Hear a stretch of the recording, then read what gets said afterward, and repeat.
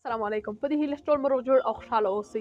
درنو لیدونکو زه غواړم تاسو ته لاس نور مستحبات بیان کړم چې دا مستحبات د 11 شروع تر 20 مستحب پورې تاسو ګورئ. زه دلته تاسو ته عملي هم ښکاره کوم. درنو لیدونکو اوس به د 11 مستحب نه شروع کړو.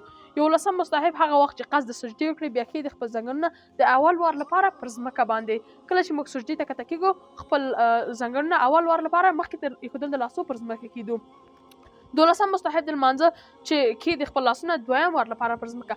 کله چې موږ سجدې ته ځو بیرته پورته کېږو بیا خپل زنګونونه کېږدو د لاسونه کېږدو د دویم وار لپاره پر ځمکه باندې. 14 مستحب د لمانځه ایښودل د پوزې وروسته تر ایښودل د لاسونو. 14 مستحب د لمانځه ایښودل د تندي په سجده کې وروسته تر ایښودل د پوزو. کله چې موږ په پوزه کېدو وروسته تر هغې خپل تندی کېدو. 15 مستحب د لمانځه لرې کول د بازوګانو له پښتیو څخه یا له ډډو څخه د سړیانو لپاره. 14 مستحب د لمانځه خلاص سړیان باید خلاص لري خپل نس له خپل ورونو څخه او ښځه باید خپل نس له خپل ورونو سره ونښلوي.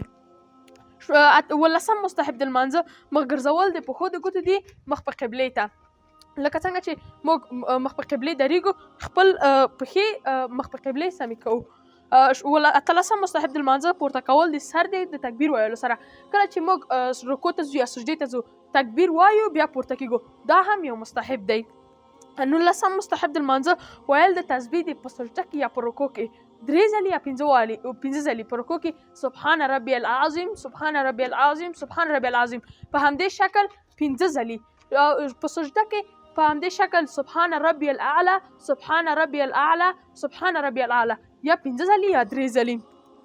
20 مستحب د لمانځه پورته کول د لاسونو دی وروسته تر پورته کولو د سر په وخت د سجده کې. کله چې موږ سجدې ته ځو پورته کېږو نو لومړی د خپل سر وروسته تر هغې خپل لاسونه پورته کوو. درنو دا زموږ لاس نور مستحبات چې ما تاسو ته بیان کړل هیله لرم چې زده یې کړئ. تر بلې خپرونې په لوی او بښونکي خدای سپارم.